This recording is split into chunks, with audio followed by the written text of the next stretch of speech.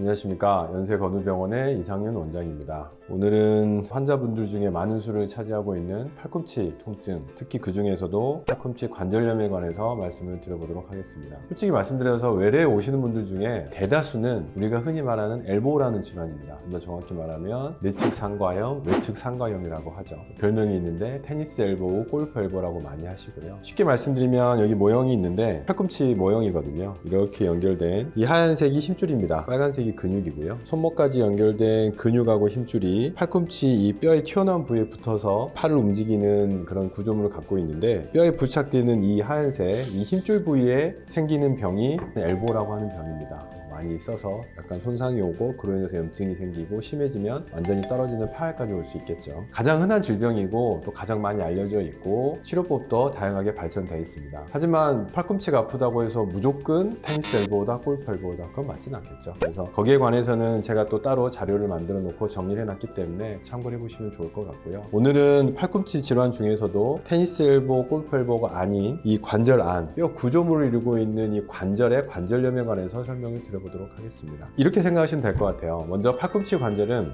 이렇게 뼈 모양을 보면은 우리 톱니바퀴처럼 예쁘게 딱 맞아 있습니다. 그래서 그 최소한의 힘으로 가장 효율적으로 움직일 수 있는 관절의 모양이고요. 하지만 이렇게 톱니바퀴가 잘 맞아 떨어져서 움직이면 좋은데 오래 쓰다 보면 뭐 이 하나가 고장이 날 수도 있고 손상이 올 수도 있고, 간혹 가다 그쪽에 돌이 하나 들어간다는 이물질이 들어가서 이게 잘 맞지가 않는다던가, 한번 손상이 오게 되면은 처음에는 잘 움직일 수 있겠죠. 하지만 그게 계속 반복되다 보면 그 톱니도 망가지고 결정적으로 이 기계 자체가 망가지는 그런 상황까지 진행할 수 있습니다. 젊었을 때는 운동하다가 다쳤다던가 아니면 과도한 움직임, 목수일 같이 반복적인 움직임을 하는 분들이 계속 충돌이 되고 무리가 되다 보니까 연골의 일부 손상이 오고, 그 연골에 의한 손상으로서 심한 경우에는 연골 조직이 떨어져 나온다던가, 또 하나는 자꾸 충돌이 되다 보면 골극이라고 하거든요. 뼈가 좀 자라나오게 돼서 그 자체가 자극이 되고, 골극이라고 하는 뼈가 튀어나온 부분이 부러지면서 골절이 생기면서 뼈 조각이 생기게 되죠. 그걸 유리체라고 하는데, 유리체가 관절 안을 돌아다니면서 통증을 유발하고 염증을 유발하고, 그게 관절 사이에 끼게 되면 움직일 수가 없는 그런 상황이 되는 거죠. 관절염에 관해서는 아직까지는 그렇게 환자분들이 많지는 않습니다.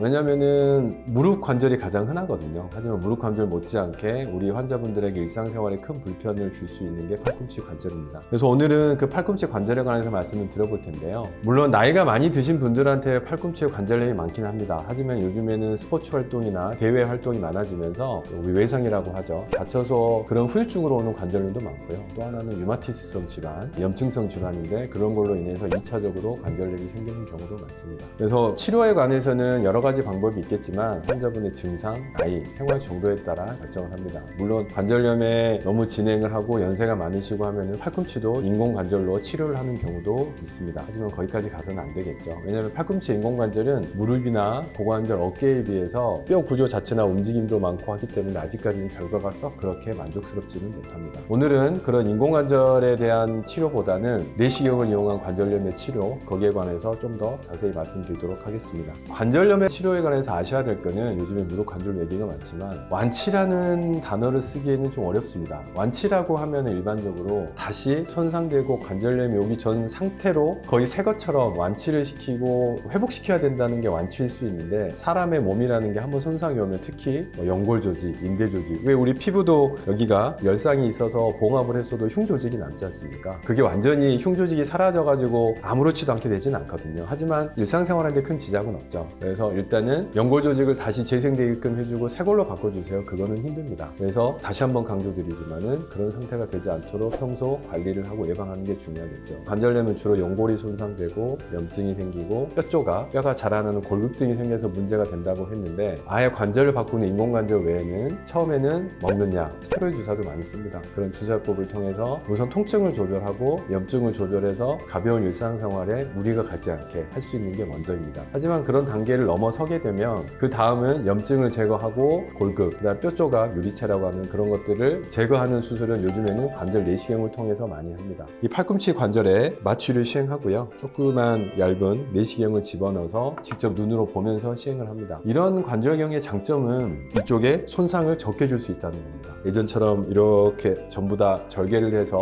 근육과 힘줄을 다 젖히고 안에 들어가서 뜯어내고 제거하는 거에 비해서 관절 손상을 적게 줄 수 있고요. 또 하나는 여기 보면 이런 노란색들이 보이실 거예요. 이게 다 신경입니다. 팔을 움직이는, 손가락을 움직이기 위한 신경인데, 팔은 정밀한 작업과 운동을 해야 되기 때문에 신경 조직이 많이 발달해 있거든요. 뿐만 아니라 여기에는 동맥이라고 하는 중요한 혈관들도 같이 지나가는 경우가 많습니다. 여기에는 그런 중요 조직들이 많기 때문에 아무 생각 없이 열어서 하다 보면 손상이 올 수 있겠죠. 또 손상을 주지 않게 의사들이 조심하지만 다시 봉합을 하고 회복되는 과정에서 그런 신경들과 혈관들의 조직들이 유착이 되거나 해서 통증을 유발하는 경우도 많습니다. 그런 합병증과 그런 위험성을 최소화할 수 있는 게 관절경의 장점이고, 또 하나는 관절 안에 전체를 직접 볼 수 있다는 겁니다. 일부만 열어서 이렇게 젖히고 이 부분만 볼 수 있는 게 아니라 관절경을 넣어서 이쪽으로도 안에서도 바깥쪽을 보고 바깥쪽 안쪽, 오른쪽 왼쪽 다양한 방면으로 기구를 이용해서 볼 수 있다는 거죠. 진단률이 훨씬 더 높아집니다. 또 하나의 장점은 손상을 적게 주니까 회복이 빠르다는 겁니다. 그래서 진단과 동시에 MRI에서나 CT에서 보이지 않던 안의 상태를 더 자세히 볼 수 있고, 그런 진단과 동시에 내시경을 삽입한 상태에서 여러 수술 기구들을 이용해서 치료도 동시에 할 수 있다는 게 가장 큰 장점이 되겠습니다. 젊으신 분들이 운동하다가 특히 유소년 야구 선수들 중에서 팔꿈치의 관절 연결이 깨지고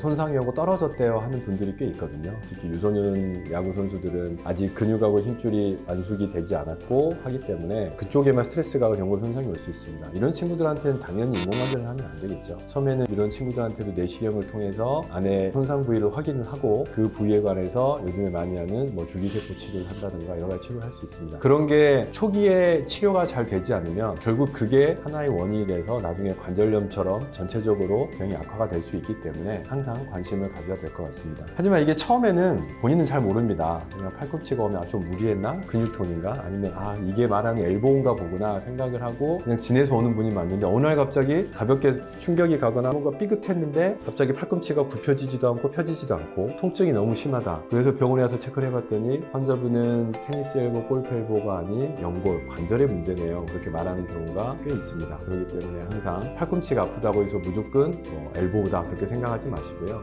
항상 주의를 하시고, 혹시 문제가 있고 내가 불편감을 느끼면 항상 병원에 오셔서 치료를 받아보시는 게 좋을 것 같습니다.